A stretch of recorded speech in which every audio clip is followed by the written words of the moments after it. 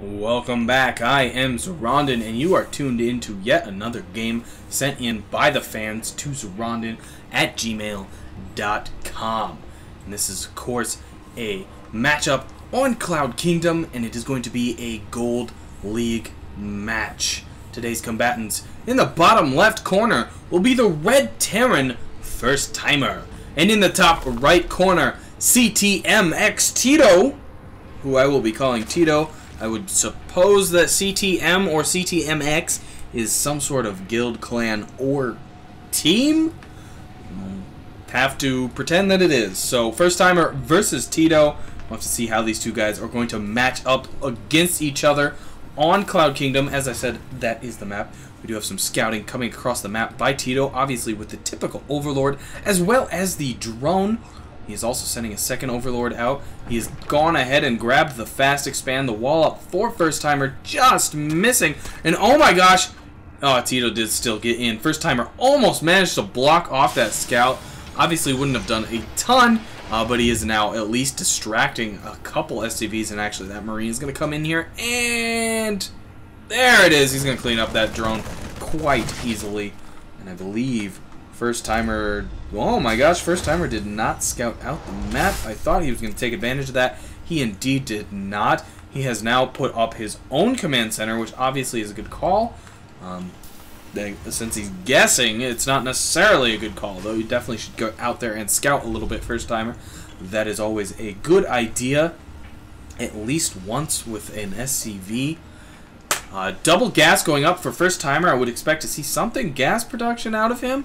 Obviously, for now, he is only producing Marines. However, here come a couple more production facilities. One barracks, one factory. So we'll have to keep an eye on that and what he's going to do. Looks like CTMxTito, and I was just going to call him Tito, wasn't I? But I didn't.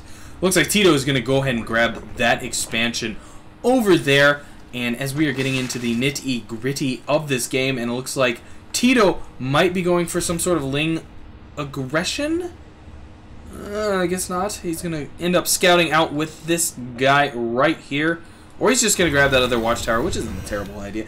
Anyways, I am going to go to normal speed for the rest of this game, so we can sit back, relax, and enjoy it at a human rate, not a insane posse crazy speed rate. And there indeed is a Hellion out on the field. Not really spending that gas just yet by FirstTimer. He has gotten... Has he gotten any upgrades yet? No, but he is researching them. Here coming a few Lings. Fortunately, they are no match for 5 Marines and a Hellion. Just getting flattened across the road there. And it looks like FirstTimer has opted for a 2-1-1-2. A 2-1-2. Not a 1-1-1. 2-1-2. It's a new strategy. Anyways, obviously getting double factory, so wow, getting double barracks there so we can get upgrades as well as plenty of Marines. Grabbing the factory, pumping out a few Hellions, which isn't a too bad idea, especially if you're going to harass with those, and then grabbing some factories for medevacs. However, this second factory I don't really like, unless you're going heavy into that Hellion harass or even planning some major tank play. If you're just getting it because you want a few extra Hellions, that is not the proper decision. Again, though, if you're going for some heavy Hellion harass, I definitely like that idea. But it looks like he is probably going to be doing a lot of tanks. So we're going to get medium amount of tanks, well, a low amount of tanks, to be honest, and frankly a low amount of Marines and Marauders.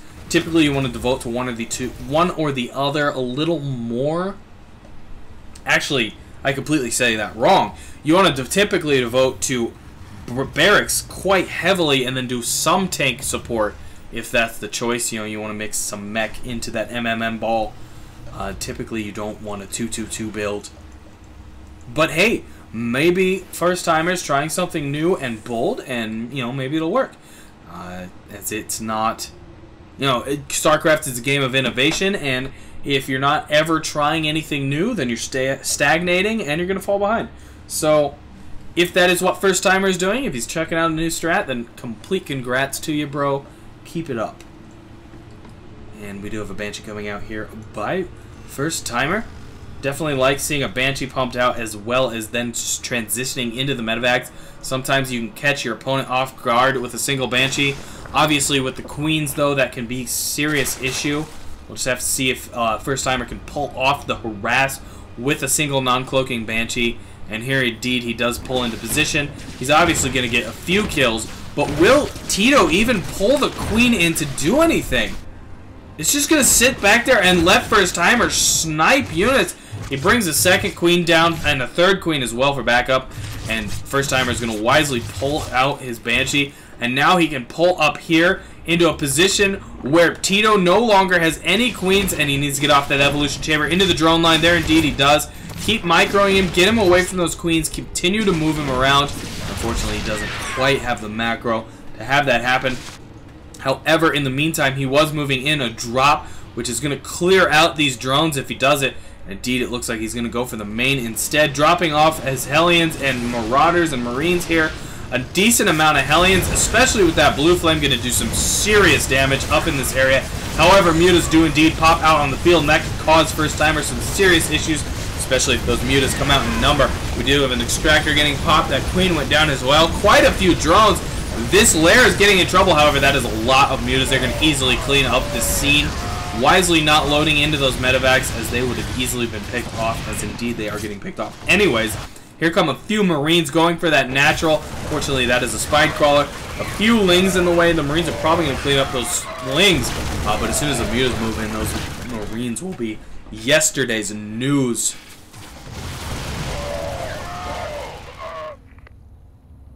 And that pretty much stalls the attack by FirstTimer for now. However, he has done quite a few unit damage. Let's check out the workers killed here, and indeed 26 by FirstTimer. FirstTimer. Wow. I apologize for that, FirstTimer.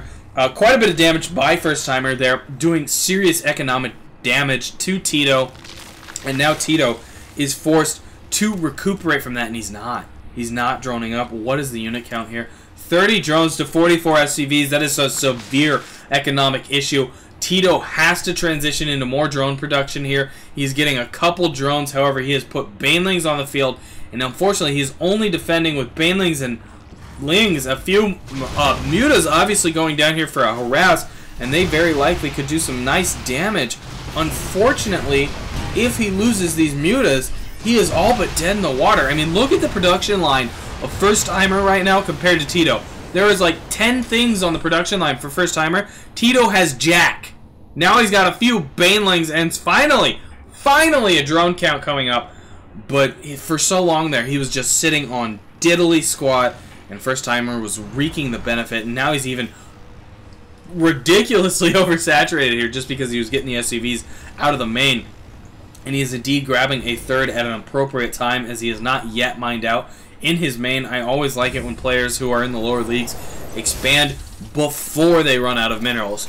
That is a key step to getting into the higher leagues. You have to expand before you're out of minerals, otherwise you're losing mining time. You never, ever want to be without mining time. You always want to be on at least 2 bases, unless obviously you're having some warfare issues. Here come the Mutas bypassing that army. They're going to snipe off the few... No, they're going to retreat from 5 Marines.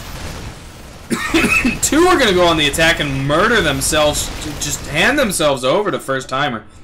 1 wisely retreats with less than half health. I'm not sure what that was all about by Tito. A minor mistake on his part. And we got a Raven on the field by FirstTimer. I gotta say, 1 Raven isn't a great choice unless you want mobile detection. If that's what you're going after, then don't listen to me. Good idea. But if you're going for a Raven for its powers, not exactly the best choice. You want more than 1 Raven. Stick with the Marine Marauder grouping. And I mean, if you're devoted to Hellions, keep those as well. However, I would go with Marine Marauder tank. Obviously, some Viking support isn't a terrible idea because of this Muta count. This is actually a baffling game at the moment because of FirstTimer's grouping of Hellion... I can't even say their names. Hellion... I want to say Mage. Why am I trying to say Mage? Hellion Marine Viking versus Baneling Muta. It is a very odd combination, but I mean, if it weren't for the food count here, I would give my benefit of the doubt to this battle to Tito, and that is until I saw how many Vikings there are here. That many Vikings versus that many mutas. Them mutas are in trouble, especially with the Marines, especially if they can dodge the banelings, especially if the banelings blam themselves into this command center. Is that what they're going to do? Indeed, quite a few going off. I can't even tell what those Marines were doing down there. And the banelings appear to be gone, and these mutas are in trouble. So many Vikings left, as well as Marines, and the mutas have to pull out. That is serious damage time for those mutas, and only 4 remain. Wow, that was not a good engagement for Tito by any means. That was very damaging for him. And in fact, if FirstTimer presses it, which it looks like he's doing, he could very easily take this game, take out those few mutas, land the Vikings, and just roll Tito. Game over. However, Tito does indeed have 7 more mutas on the way, and a few spine crawlers doing some damage. Those mutas are going to throw themselves away to the Viking horde. That is not a good decision. You want to pull those back and try and use the 7 more that popped out to reinforce. Unfortunately, that is not the case. Now he's down to 7 mutas instead of 11. Here come the mutas engaging the Viking horde again. They're going to get sauced. Drones off the line, but not all of them. And that forces Tito to GG. And really, it came down to the weird mix of units that Tito had. Putting all his lings into banelings. He just had no remaining ground force left after they smashed themselves against that Marine and Hellion wall. And I think a lot of them smashed themselves into the Hellions. Just the Hellions tanked the damage for the Marines. And so just some unfortunate decisions by Tito to go into that mass baneling ball. I think if he had a Marine if he had a Zergling baneling ball, he would have performed a little better in that battle and potentially won the game, if not at least lasted longer. Either way, congrats to FirstTimer. He adapted to that muta and got those Vikings, and that's honestly what won him the game. That good grouping of Vikings. Again, the real only complaint I have against FirstTimer was this bit of odd production that he did, production facility that he did, but it worked. I mean, props to him, he made it work. Don't necessarily commit to that as a strategy, though. Be willing to adapt, and if that stops working, adjust. Don't convince yourself that that is a strict strategy, that's going to work for you. And again, I don't know where that guy went. Obviously, don't build one Raven unless you built it for detection. Again, if you built it for detection, ignore me. Good call. Anyways, guys, I want to thank you for watching. I am, of course, Zoronden. This was another fan game. FirstTimer sent it in. I want to thank him for that. And if you want me to cast your games, you can send them to zoronden@gmail.com. That is in the information below. And I will see all of you next time.